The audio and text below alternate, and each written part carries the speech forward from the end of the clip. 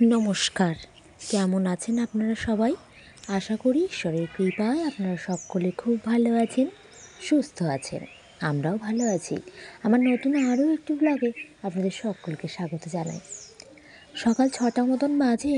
আজকে সকাল থেকেই টুপটাপ বৃষ্টি শুরু হয়ে গেছে। গতকাল রাত থেকেই বৃষ্টিটা শুরু হয়েছে, এক দু ফোঁটা করে পড়ছিল, কিন্তু আজকে সকাল থেকেই দেখছি একদম বৃষ্টি ভালোই জোরে পড়ছে। বেশ ঠান্ডা ঠান্ডা ভাব। সকালবেলায় চলে এসেছি ছাদে, বাসি কাজ সমস্ত কিছু সেরে। কিন্তু স্নান তো করতেই হবে আমাকে। এই ঠান্ডা ঠান্ডা জলে স্নান করব, তারপরে কি পুজো দেওয়ার আছে। জলটা তাই হাত দিয়ে দেখছি ঠিক কতটা ঠান্ডা, আর বৃষ্টির জলটা যে ট্যাঙ্কির উপরটায় পড়েছে আরও বেশি কনকনে ঠান্ডা হয়ে গেছে। যাই হোক, স্নান তো করা হয়ে গেছে। এই একটা শীতকালে বড় কাজ, জানেন, এই স্নান করাটা ভীষণ বড় কাজ। যে স্নান করা হয়ে গেল মানে সারাদিনের অর্ধেক কাজটা আমার হয়ে গেল। জামা কাপড় সমস্ত সব কেচেছি ঠিকই, কিন্তু এক্ষুনি মেলবো না। ওই যে বৃষ্টি পড়ছে, যেটুকু একটুখানি শুকনো শুকনো করে নিংড়ে নিয়েছি, আরও বৃষ্টির জলে আরও বেশি ভিজে যাবে। এই যে আমি হাতটা দিয়ে দেখাচ্ছি, এখান দিয়ে প্রত্যেক দিন সকালবেলা সূর্য ওঠাটা দেখি। লাল টুকটুকে সূর্যটা দেখতে ভীষণ ভালো লাগে, কিন্তু আজকে এই যে সূর্যটাই দেখতে পেলাম না। মনটা তাই একটু ভারী হয়ে রয়েছে, ভালো লাগছে না, জানেন, সূর্যের লাল টুকটুকে মুখটা। কিন্তু আবহাওয়ার কথা আমাদের তো সবারই মেনে নিতেই হবে। সূর্য ওঠেনি তো কী হয়েছে, আকাশটায় বৃষ্টি বৃষ্টি ভাব, আর এই যে গায়ে লাগছে ছাদ ছাদ করছে ঠান্ডা ঠান্ডা ভাব। ঠান্ডাটা একটু জোর কদমে পড়বে, জানেন, তাই জন্য হয়তো বৃষ্টিটা পড়ছে। আর সকালবেলায় এই যে আমার পুজোটাও দেওয়া হয়ে গেছে। এই যে পুজোটা দেওয়া হয়ে যায় সকাল সকাল, আপনাদের সঙ্গে একটুখানি ভাগ করে নিলাম। এই পুজোটা দিলেই আমার মনটা, জানেন তো, একদম শান্তি হয়ে যায়। আর এই যে এই বাতিটা জ্বালিয়েছি, এর আলোয় যেন আরও বেশি উজ্জ্বল লাগে। সকালবেলাটাই একটা মনটা স্নিগ্ধ হয়ে যায়, শান্ত হয়ে যায়। আর এই যে আমার ভোলে বাবা এখানেই রয়েছে, আর এই মেয়ে পরিয়ে দিয়েছিল এই মালাটা, আমি এখনও খুলিনি। ভোলা বাবাকে ঠিক এইভাবেই সাজিয়ে দিয়েছি, রোজকারের মতন এইভাবেই। আপনাদেরকে আগেও দেখিয়েছি, এটা মাটির, আমার মেয়ের বানানো। ও এইভাবেই এনাকে রেখেছেন, আর আমিও এনাকে এখান থেকে সরাইনি, জানেন। আমার খুব ভালো লাগে এইভাবে এনাকে সাজিয়ে গুছিয়ে দিতে। মেয়ে যেহেতু রেখেই দিয়েছে, আমি এটাকে আর নড়াইনি, এইভাবেই এখানে আছে। পুজো টুজো সব দেওয়া কমপ্লিট। চা বিস্কুট নিয়ে হাজির, চাটা সমস্ত খাওয়া হয়ে গেছে। সকালবেলা আজকে একটু বানাবো তাই চাউমিন, সমস্ত রকম সবজিপাতি দিয়ে একটু চাউমিন করব। শীতের এই প্রথম এই সবজিপাতি দিয়ে চাউমিন হচ্ছে, মনে হয় আরও কিছু সবজিপাতি দিই। সকালবেলা একটা সবজি কাকুওয়ালা এসেছিলো, তার কাছে গাজর, ক্যাপসিকাম, টমেটো ছাড়া আর কোনো সবজিই পেলাম না চাউমিনের মধ্যে দেওয়ার জন্য। সকাল সকাল টাটকা টাটকা সবজি আর এই চাউমিন, যেন অনবদ্য একটা জুড়ি। সাদা তেলটা দেখে ঢেলে নিয়েছি, যে আমি চাউমিন করি সাদা তেলেই, তাই এই সাদা তেলটার প্যাকেটটা থেকে এখন দেখছি তেল টুপিয়ে টুপিয়ে পড়ছে। থাকবে, তেল যতটা পড়ার তো পড়ে গিয়েছে। এবার তেলের প্যাকেটটা সাইডে রেখে চাউমিনটা বসিয়ে ফেলি। গরম গরমই করব, হাজব্যান্ড দোকানে যাবে, তার একটুখানি আগেই আর কি চাউমিনটা বসিয়ে দিয়েছি। একটু বাদাম দেবো, নিরামিষ তো, একটু বাদাম দিলে বেশ ভালো লাগবে। আর সবজিপাতি দিয়ে চাউমিন আমরা এই শীতকালে প্রথম খাচ্ছি, আপনাদেরকে বললাম। এতে একটু ফুলকপি দিলে বোধহয় ভালো হতো, কিন্তু ফুলকপিটা রেখে দিয়েছি দুপুরের জন্য। দুপুরে একটু ডালনা করব তো, তাই। আর সবজিপাতি দেখুন তো কতটা কালারফুল লাগছে, কিন্তু আমার মেয়ে আবার খেতে চায় না, জানেন, এরকম সবজি দিয়ে চাউমিন। ওকে একদম খাওয়াতে পারি না চাউমিন। কালারটা কী সুন্দর লাগছে দেখুন, এতে কিন্তু একটু আমি হলুদ দিই না, আর চাউমিন করার সময় আমি হলুদ দিই না। কিন্তু এই যে গাজর, ক্যাপসিকাম, বাদাম, টমেটো, এই সমস্ত কিছুর একটা কালারিং এসছে। এই কালারফুল চাউমিনটা শুধুমাত্র শীতকালেই যেন ভালো লাগে। আর গরমকালে তো এরকম সবজিপাতি পাওয়া যায় না, কালারফুল চাউমিন আর দেখতেই পাওয়া যায় না। মেয়ের জন্য তাই ভাত বসিয়ে দিয়েছি। আমার তো সকালবেলা হলেই আগে ভাতের হাঁড়িটা আগে বসে। আমার মেয়ে ভাত ছাড়া আর কিছুই খেতে চায় না, চাউমিন তো মোটেই খাবে না। তবুও একবার জিজ্ঞাসা করবো, দেখি খাই কিনা। এই যে আপনাদেরকে দেখিয়ে দিলাম গরম গরম চাউমিন, আর আমি এদিকে দুপুরে রান্নাটাও একেবারে সেরে নিচ্ছি, কারণ আজকে তো ডাল করিনি। তাই মেয়ে যদি ভাত খায় বলে, ওকে তাহলে এই তরকারিটা দিয়ে খেতে দিতে পারবো। ফুলকপি, আলু, মটরশুঁটি আর সয়াবিন দিয়ে একটা তরকারি, টমেটোও দিয়েছি। এটা খুব একটা লাল লাল করব না, একটু সাদা সাদাই করবো, কারণ সকালবেলা যেহেতু মেয়ে খাবে আর দুপুরেও আমাদের হয়ে যাবে। আমাদের বলতে হাজবেন্ড আর শাশুড়ি মাই খাবেন, আমাদের আবার একটু নেমন্তন্ন আছে হরিসভায়, সেখানেই যাব। এই তরকারিটা লাস্টে একটু ধনেপাতা দিয়ে নামিয়ে দিলাম, এটা মেয়ে সকালবেলা খেয়ে যাবে। আর আমার মেয়ের তো আবার দুপুরবেলা নেমন্তন্ন, আমারও দুপুরবেলা নেমন্তন্ন। আমরা তো আর খাবো না, আমি তো চাউমিন খাবো, মেয়ে ভাত খেয়েই যাবে। আর এখানে বেগুনের একটু ঝাল বানাবো। এই যে দুপুরে রান্নাবান্নাও আপনাদেরকে একেবারে দেখিয়ে দিলাম। সকাল দুপুরে রান্নাবান্না একেবারে সেরেই রান্নাঘর থেকে বেরিয়েছি। তার মধ্যে মেয়েকে ঘুম থেকে তোলা আর তাকে ব্রাশ করে নিতে বলেছি। ও প্রায় উঠেছে 9:30টার সময়। আজকে বৃষ্টি বৃষ্টি ওয়েদার, ঠান্ডা ঠান্ডা ওয়েদার, তো ওকে আর খুব একটা জোরাজোরি করিনি। ওকে জিজ্ঞাসা করলাম, কী রে চাউমিন খাবি তো, সবজিপাতি দিয়ে বানিয়েছি। ও তো একেবারে না করে দিল। ঠিক আছে, তাইলে আর কি, আমার তো সে ব্যবস্থা করাই আছে। ভাত হয়ে গেছে, তরকারি গরম গরম, ওকে এবার খাওয়াতে বসবো। খাইয়ে দিলে একটু তাড়াতাড়ি খেয়ে নেয়, আর যদি না খাইয়ে দিই না, ওই ভাতের থালা নিয়ে বসেই থাকবে। একে তো 10টা বেজে গেছে। আর আমাদের তো বললাম নেমন্তন্ন আছে একটু হরিসভায়। নেমন্তন্ন বলতে আমার শ্বশুর শাশুড়ির গুরু বাবা, ওনার বাৎসরিক, উনি অনেক বছর আগেই দেহ রেখেছেন। ওই তিথি অনুযায়ী হরিসভায় একটা অনুষ্ঠান করা হয়। তো প্রত্যেক বছরই ওই ঠামা আমাদেরকে সবাইকে নেমন্তন্ন করে।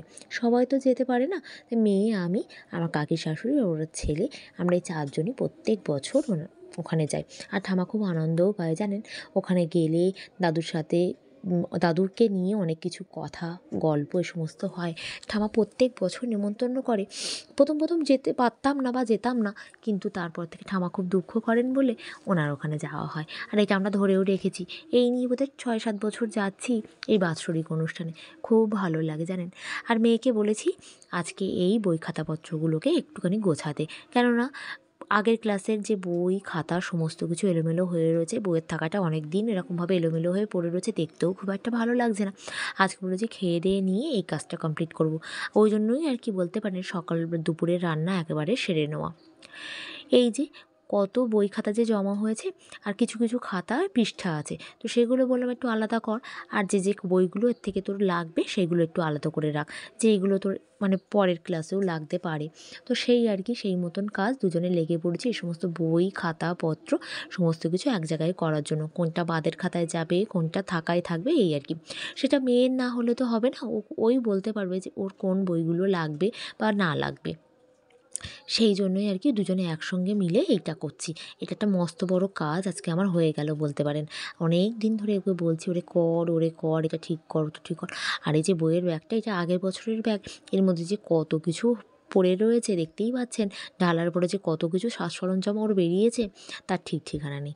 আর ওকে বললাম, ঠিক আছে এইভাবে গুছিয়ে গুছিয়ে রাখ, টাকা অনুযায়ী, সেই টাকা অনুযায়ী রেখে দে, তাহলে পরের ক্ষেত্রে সুবিধা হবে। আর এই যে সামনের সপ্তাহতেই আবার নতুন বই খাতা দিয়ে দেবে, নতুন ক্লাসে ভর্তি, নতুন বই খাতা, সেগুলো রাখারও একটা থাকের প্রয়োজন।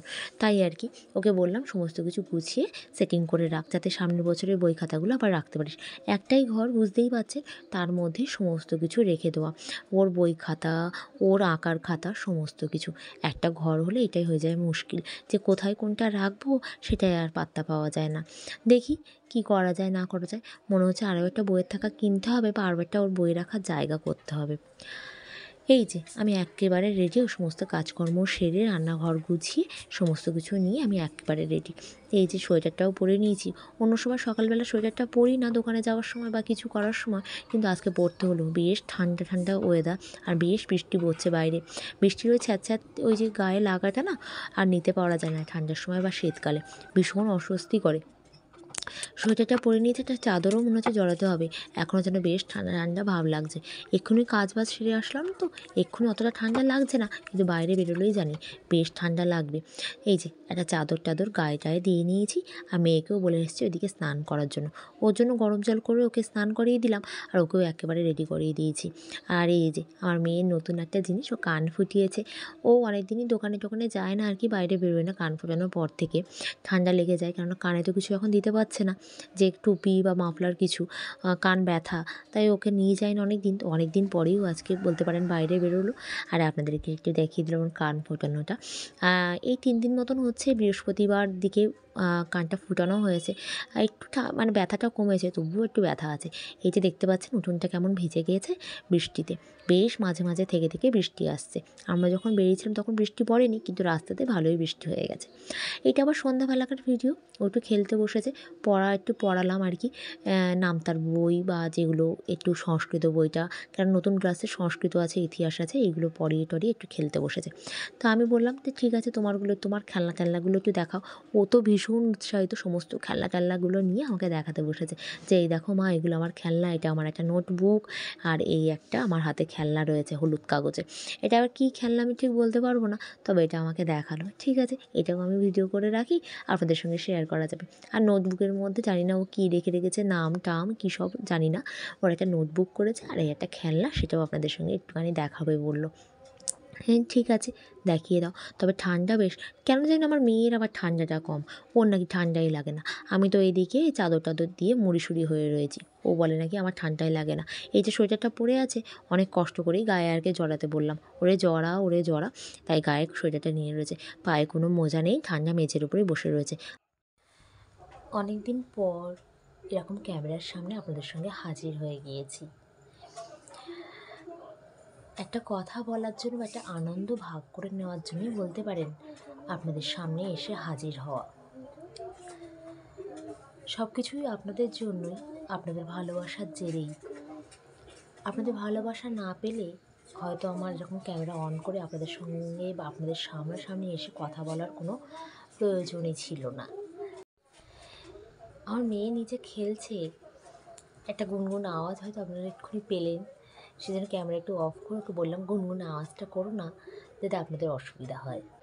একটা শর্টস ভিডিওতেই আমার বাজি মাত বলতে পারেন, একটা শর্টসেই আমার ইউটিউব চ্যানেলটা হয়তো দাঁড়িয়ে গেল, আর আমার ইউটিউব চ্যানেল দাঁড়িয়ে গেল, আর শর্টস ভিডিওর মাধ্যমেই আমার অ্যাকাউন্টে অনেক টাকা ঢুকছে। এই যে এতগুলো টাকা আমি আমার ইউটিউব চ্যানেল থেকে পেয়েছি, এতগুলো টাকা আমি আমার শর্টস ভিডিওতেই পেয়ে গেছি, আমার অ্যাকাউন্টে ঢুকেছে। এই যে অ্যামাউন্টের কথা বলবো না, সবাই যেরকম বলে না, আমিও বলবো না, আপনারা দেখে নিতে পারেন।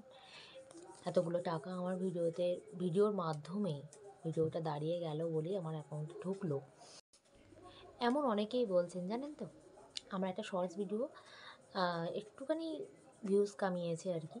অনেকেই বলছে এবার টাকা ঢুকবে, এবার অনেক কিছু হবে, হেনা হবে তেনা হবে, অনেক কিছু হবে। তাই আপনাদের সঙ্গে বলে রাখলাম যে এরকম কিছুই নয়, একটা শর্ট ভিডিও মাত্র 10-20 হাজার ভিউজ মানেই যে টাকা ঢুকে গেল অ্যাকাউন্টে, এরকম কিন্তু কিছুই নয়, বা চ্যানেলটা দাঁড়িয়ে গেল সেরকমটাও নয়। একটা শর্টসেই যে বাজিমাত হয়ে যেতে পারে, একটা 10-20 হাজার ভিউজে একটা শর্টস ভিডিও দাঁড়িয়ে যেতে পারে, এরকমটা একদম নয়। আপনারা ভুল ভাবনায় ভাবছেন, আপনাদেরকে বলছি, যারা এরকমটা ভাবছেন তারা একদম ভুল ভাবছেন যে একটা শর্টস ভিডিও 10-20 হাজার ভিউজ হয়ে গেল মানেই আমার অ্যাকাউন্টটা দাঁড়িয়ে গেল, বা আমার আমার চ্যানেলটা দাঁড়িয়ে গেল, এমনটা একদম নয়। এইটুকু কথা বলার জন্যই আপনাদের সামনে আসা, তা নাহলে এরকম সামনাসামনি ফেস টু ফেস আপনাদের সঙ্গে অনেক দিন কথা বলিনি, বা কথা বলি না আমি খুব একটা। আপনাদের কাজের মাধ্যমেই বা ব্লগ বা ভিডিওর মাধ্যমেই আপনাদের সঙ্গে দেখা হয়, সাক্ষাৎ হয়, সব কিছু হয়, কিন্তু এরকম সামনাসামনি আমি কোনো দিন ক্যামেরা অন করে কথা বলিনি।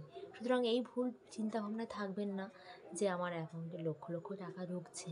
আমি ইউটিউবটা করি একদম নিজের অন্তরের থেকে ভালোবেসে, আপনাদের সঙ্গে সব কিছু শেয়ার করি, দৈনন্দিন জীবনযাত্রা শেয়ার করি শুধুমাত্র ভালোবেসে। টাকা সবারই প্রয়োজন, টাকা সবার প্রয়োজন আছে, কিন্তু এক্ষুনি আমি এতটাও বড় হয়ে যায়নি যে আমার অ্যাকাউন্টে এখন লক্ষ লক্ষ হাজার হাজার টাকা ঢুকবে। আজকের ভিডিওটা আমি এইভাবেই শেষ করছি। আপনারা সকলে খুব ভালো থাকবেন, সুস্থ থাকবেন, সাবধানে থাকবেন, নিজেদের খেয়াল রাখবেন। আমার চ্যানেলটি যদি আপনাদের ভালো লেগে থাকে অবশ্যই লাইক শেয়ার কমেন্ট করবেন, আর আমার চ্যানেলটি সাবস্ক্রাইব করতে ভুলবেন না। আজ আসি, আপনারা সকলে খুব ভালো থাকবেন। নমস্কার।